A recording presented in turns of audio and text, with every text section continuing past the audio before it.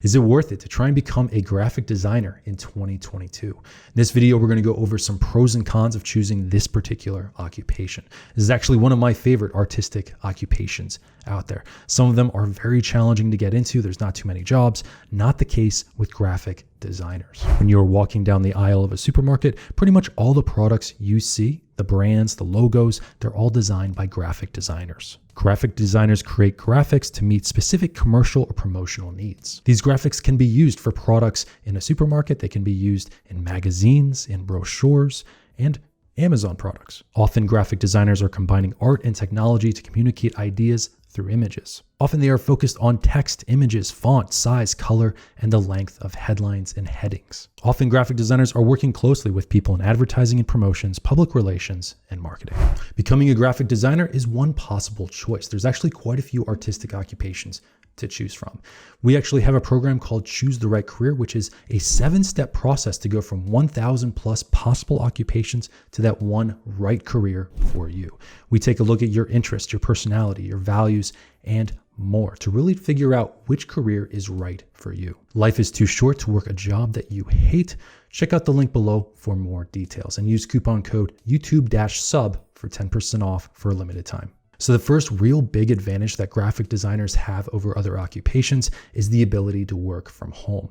Pre-pandemic, many corporations and businesses forced graphic designers to come into the office and work with, say, the advertising group or marketing managers and other people working on the team. But when you look at Indeed job postings right now, a lot of the job postings are 100% remote. Okay, I'm on Indeed.com right now. I'm going to type in graphic designer in the United States, pressing enter. And the second job posting with Thunderfoot, this is a remote position. One underneath it with MGM Resorts, which is a giant company, also remote. And as you can go through this list, you could probably sort them by just typing in graphic designer remote, but a lot of companies are searching for graphic designers and they aren't forcing them to go into the office. Being 100% remote has huge advantages. It saves you time, it saves you money, and really not every occupation has this advantage. Another advantage to becoming a graphic designer is the relatively low barrier to entry. This isn't a super regulated occupation, kind of like software development. According to the Occupational Information Network, about 8% of graphic designers have a high school diploma plus some kind of certificate, 15% have an associate's degree, and 62%, the vast majority of graphic designers, have a bachelor's degree. But some people seem to be getting into this particular occupation without attaining a bachelor's degree. As far as compensation goes, according to the US government, the average base salary for a graphic designer in 2020 was $58,370. This was more than floral designers, but it was less than industrial designers, interior designers, special effects artists, and art directors. But many graphic designers do actually have the ability to get promoted and become a manager of sorts and possibly becoming an art director. Graphic designers have seen okay wage growth over the past 2 decades. In the year 2000, the average base salary was around $38,000 per year. This grew to around $58,000 in 2020, giving us a 2-decade average yearly wage growth of around $1,000 per year. In the past 5 years, it's grown to about $1,100 per year.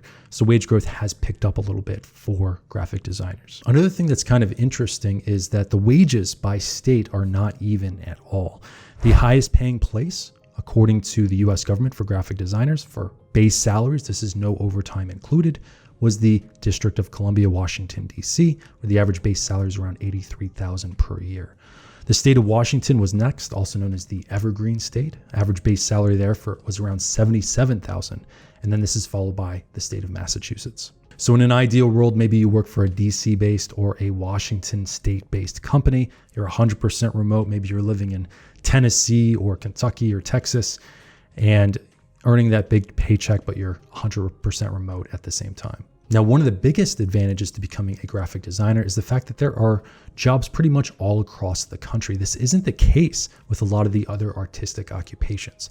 The workforce of graphic designers in 2020 was around 201,000 people. So this is way more than the number of employed art directors, people working in the fine arts, floral designers, and industrial designers, special effects artists. They all had way less people in their workforces. So there's jobs pretty much all over the country. And this is a great feeling if you're an artist, because many artistic occupations, they have a hard time finding work. And graphic designers have seen pretty good job growth over time. In the year 2000, there was around 134,000 employed graphic designers. This peaked in 2008 at around 202, 203,000, dipped a little bit. And in 2020, there was around 201,000 employed. So the number of employed hasn't risen that much from, say, 2008 to 2020, but there was job growth over the past 2 decades. And this is just employed. Also keep in mind that around 19 to 20% of graphic designers are self-employed, so they're not included in these numbers. This is actually another really big advantage for graphic designers. There's a lot of work on Upwork, there's a lot of work on Fiverr, and there's a lot of ways for them to freelance and maybe work 40 hours a week for a company, get those benefits, but then freelance on the side and earn more. Usually when I'm comparing different occupations, I look at the number of job postings on different job boards. For graphic designers, I was looking at Glassdoor, Indeed, and LinkedIn.com. I found around 5,000 job postings on Glassdoor for graphic designers, about 7,000 on Indeed, and around 21,000 job postings on LinkedIn.com. So when you compare the number of employed against the number of job postings, it actually looks pretty good, especially given that this is an artistic occupation. This is not going to look as great for, say, floral designers. It's not going to look as great for some of the artistic occupations that are in less demand. People that are attracted to this particular occupation are artistic people that love creating things. And you kind of see that in PayScale, they were actually looking at how many graphic designers were actually satisfied. And they found that 64% of graphic designers are highly satisfied at work. About 34% found their particular work really meaningful. For that particular metric, it's like doctors and psychiatrists and firefighters that really find their work super meaningful.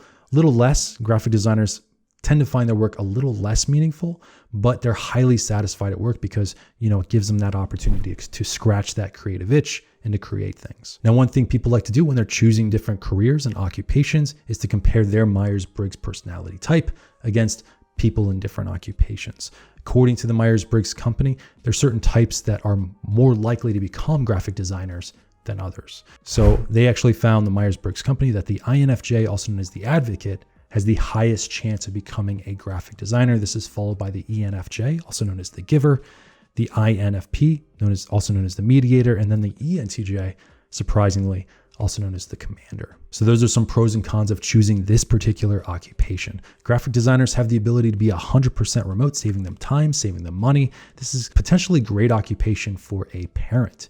Graphic designers have seen okay wage growth over time, but really the way to boost their income is maybe work a 40-hour work week with a corporation or a company, get those benefits, get healthcare, and then freelance on the side through either Fiverr, Upwork, and some of the other freelancing sites. That's definitely a good strategy for a way to really boost their income. If you enjoyed this video, definitely check out some of my other content. Thank you so much for watching, and I will see you in the next video.